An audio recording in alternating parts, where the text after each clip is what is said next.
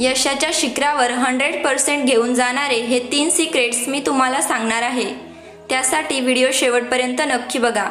मित्रांनो, ज्ञानाच्या अतिउंच अशा शिखरावर पोहोचलेल्या आइन्स्टाईनसारख्या शास्त्रज्ञाला सुद्धा आपण मिळवलेले ज्ञान किती मर्यादित आहे हे स्पष्टपणे लक्षात आले आणि अजूनही ज्ञान मिळवायचे बाकी होते याची जाणीव त्यांना जीवनाच्या शेवटी झाली। म्हणून लक्षात घ्या, आपल्याला ज्ञान मिळवण्यासाठी किती प्रयत्न करावे लागतील। तर यासाठी स्मार्ट 3 सिक्रेट्स मी तुम्हाला सांगणार आहे। चला तर व्हिडिओला सुरुवात करूया। सर्वात पहिली गोष्ट म्हणजे मीचा स्वीकार। आपण जसे आहोत तसेच सर्व गुण दोषांसकट स्वतःचा स्वीकार करा।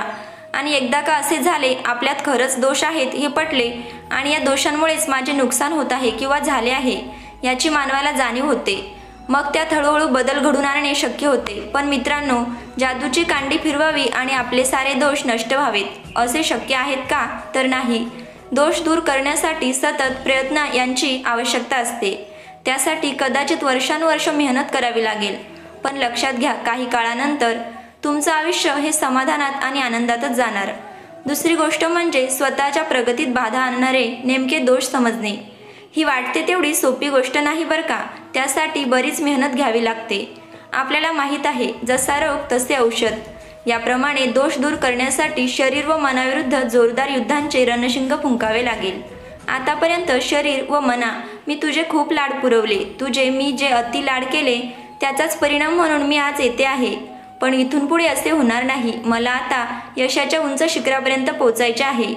क्षणिक आनंदासाठी मी अनेकदा माझ्या ठरलेल्या ध्येयांपासून दूर गेलो, पण आता हे चालणार नाही, हे बजावून सांगा। तिसरी गोष्ट म्हणजे एकाग्रता। यासाठी मित्रांनो, खूप सोपा उपाय आहे। रोज सकाळी उठल्यावर कमीत कमी 1 ते 2 ग्लास कोमट पाणी प्या आणि मेडिटेशन करा। स्वतःला सतत सकारात्मक सूचना द्या आणि मग बघा, आपलं शरीर व बुद्धीचे कसे प्रॉपर प्लॅनिंग होईल आणि आपण लवकरात लवकर यशस्वी होऊ। आपले जीवन आपल्यालाच बेस्ट बनवायचे आहे, दुसरं कोणी येऊन ते बेस्ट बनवू शकत नाही। म्हणतात की स्वभावाला औषध नाही, तर हे चुकीचे आहे। निरंतर प्रयत्नांनी कणाकणाने आपला मूळ स्तर आपणच सुधारू शकतो। आपणच आपल्या स्वभावात बदल करू शकतो आणि चांगल्या सवयी सुद्धा लावू शकतो। काम करून माणूस कधीच मरत नाही, तर आळसाने मरतो, हे लक्षात घ्या। मित्रांनो, ध्येय गाठण्यासाठी मेहनतीचा वेग हा इतका जोरदार हवा की अडथळे केव्हा आले आणि केव्हा गेले हे समजले पण नाही पाहिजे। आणि मग बघा, आपणच आपल्या आयुष्याचे खरे गेम चेंजर बनू। व्हिडिओ बघितल्याबद्दल धन्यवाद। Please video like, share, comment करा आणि चॅनलला सबस्क्राईब करा।